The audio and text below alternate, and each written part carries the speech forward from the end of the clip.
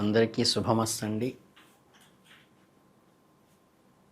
ఈ ధనుస్సు రాశి వారికి శ్రీ పరాభవనామ సంవత్సర ఉగాది శుభాభినందనలు. ఈ సంవత్సరం వీళ్ళకి గురువు జూన్ 1 వరకు సప్తమ స్థానంలోను, తదుపరి అక్టోబర్ 30 వరకు అష్టమ స్థానంలోను, ఫిబ్రవరి 24 వరకు 9వ ఇంట్లో నుండి తర్వాత సంవత్సరాంతం వరకు అష్టమంలో ఉన్నాడు. శనీశ్వరుడి సంవత్సరం అంతా అర్ధాష్టమంలో 4వ ఇంట్లో ఉంటాడు.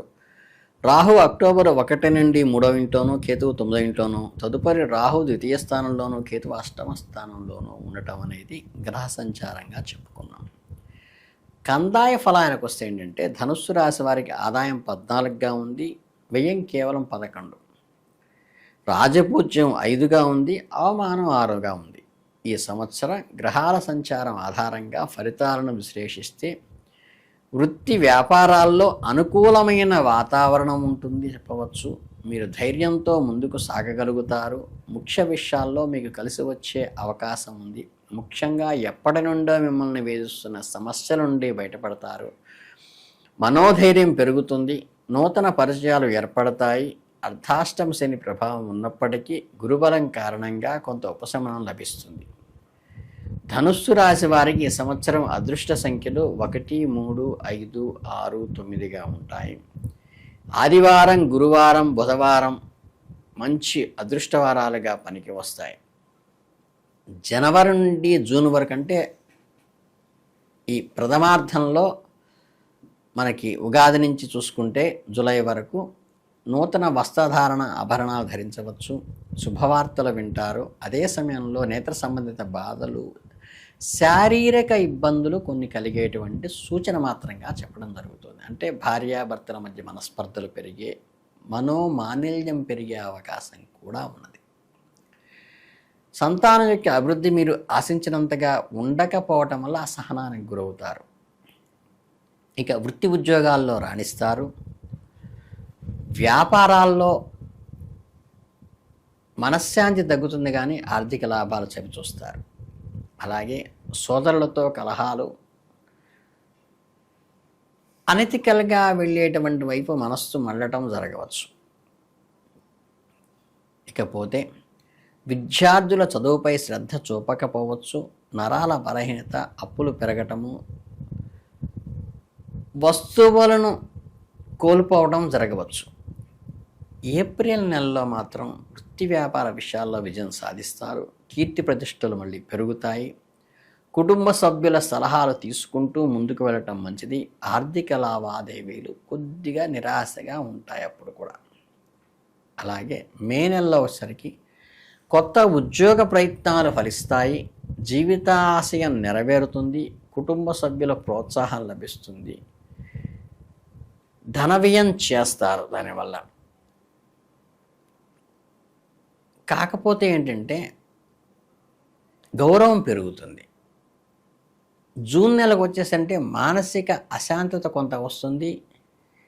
ధనప్రాప్తి వృత్తి వ్యాపారాల్లో మామూలుగానే వస్తుంది. కుటుంబంలో కలతలు, తలపెట్టిన కార్యక్రమాల ఫలితాన్ని ఇస్తాయి. ధన వ్యయం చేస్తూ ఉండటం సూచించక తప్పదు. ఇక జూలై నెలలో ఏంటంటే వ్యవహార చిక్కులు, మనోవ్యధ మరియు ఆలోచనలతో గడుపుతారు. మిమ్మల్ని నమ్ముకున్న వారే మోసం చేసే అవకాశం ఉన్నది. వివిధ కార్యక్రమాల్లో పాల్గొంటూ గౌరవ మర్యాదలు చక్కగా పొందుతారు. ఇక ద్వితీయార్థానికి వచ్చేసరికి ఆగస్టు నెలలో మితిమీరిన ఆలోచనలు వస్తాయి. గృహంలో కలహాలు లాంటివి అశాంతిని కలుగజేస్తాయి. అంటే ప్రాపర్టీ రిలేటెడ్గా డిస్ప్యూట్స్ వస్తాయి. ప్రతి విషయంలోనూ జాగ్రత్తగా ఆచితూచి ముందుకు అడుగు వేయవలసిన అవసరం ఉంది. ఇక సెప్టెంబర్ నెలకు వచ్చేసరికి ఏంటంటే ఆరోగ్యం కొంచెం మందగిస్తుంది. ఎంత శ్రమపడ్డా ఫలితం తగినంత రావట్లేదన్న అసంతృప్తి కొంత కలుగుతుంది. కుటుంబ సభ్యులతో మీ కష్టసుఖాలు చెప్పుకుని వారి సలహా తీసుకోండి. మీ జీవిత భాగస్వామి మీకు నిరంతరం అండగా ఉంటారు. అక్టోబర్ నెలలో ఇతరుల నిందలు వేయాల్సి రావస్తుంది. ఆర్థిక వ్యవహారాల్లో వృద్ధి చెందుతారు. మిత్రులతో కొద్దిగా వివాదాలు తలెత్తే అవసరం ఉంది, అవకాశం కూడా ఉన్నది. నవంబర్ నెల వచ్చేసరికి ఉద్యోగస్తుల్లో ఆకస్మిక మార్పులు వస్తాయి, వ్యాపారాల్లో ఒడిదుడుకులు ఎదురవుతాయి, భాగస్తులతో సమస్య అంటే పార్ట్నర్షిప్ డీలింగ్లో కొంచెం డిస్ప్యూట్స్ వస్తాయి. తండ్రి వర్గము వారిని ఆదరించడం వల్ల మనోల్లాసం కలుగుతుంది. చట్ట విరుద్ధమైన వ్యాపారాలు చేసేటువంటి వైపు మనస్సు అటు లాగుతుంది. పిత్రార్జితాన్ని కూడా కొంత దానికోసం ఖర్చు చేస్తారు, అది మంచిది కాదు. మీకు మీరుగా నిబద్ధతగా ఉండండి. ఇక డిసెంబర్ నెలకు వచ్చేసరికి ఏంటంటే శుభకార్యాల కోసమే ఖర్చు చేస్తారు, ఉద్యోగాల్లో రాణింపు వస్తుంది, విదేశీయానాన్ని గురించి ఆలోచిస్తారు, వ్యవసాయ రంగాల్లో సామాన్య ధనప్రాప్తి అయితే కలుగుతుంది. ఇక వివిధ రంగాల వారికి సంవత్సరం ప్రత్యేకంగా చెప్పవలసింది ఏంటంటే రాజకీయ నాయకులకు పట్టుదల అధికంగా ఉంటుంది, ధన వ్యయం కూడా జరుగుతుంది. దానివల్ల పదవి వ్యామోహంలో ఎక్స్పెండిచర్ ఎక్స్పాండ్ అవుతుంది. శుభాశుభ మిశ్రమ ఫలితాలుగా దీన్ని చెప్పవచ్చు. అంటే ఆకర్షితం మూలకంగా అధిక ఖర్చులు అవుతాయి. ఇక కాంట్రాక్టుదారులకు శుభ ఫలితాలు ఇస్తాయి. పై అధికారులకి అభివృద్ధి జరుగుతుంది.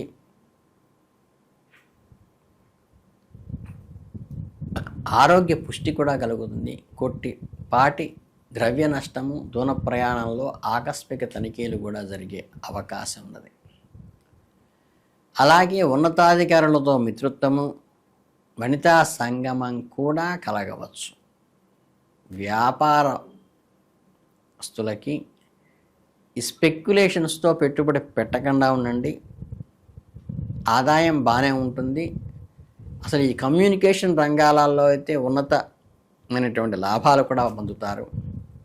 ఈ రైల్వే ఉద్యోగస్తులు కానీ, కరెంటు ఉద్యోగస్తులు కానీ కొంత బదిలీల బెడద పడుతుంది. పుణ్యక్షేత్రాల దర్శనము, కొద్దిగా శస్త్రచికిత్స లాంటిది కూడా సూచించక తప్పదు. అలాగే పారిశ్రామిక ఇండస్ట్రియలిస్ట్కి అయితే దూర ప్రయాణాలు జరుగుతాయి, అధిక లాభాలు కూడా కలుగుతాయి. ఇకపోతే ఏంటంటే మీకు ఈ శారీరక శ్రమ పెరుగుతుంది, ప్రయత్న లాభాలైతే కూడా కలుగుతాయి. ఈ సంవత్సరం మీకు కలగబోయే దోష నివారణకు ఒక చిన్న చిన్న పరిహారాలు కొన్ని చెప్పుకుందాం. ఈ బుధవారాలు లేదా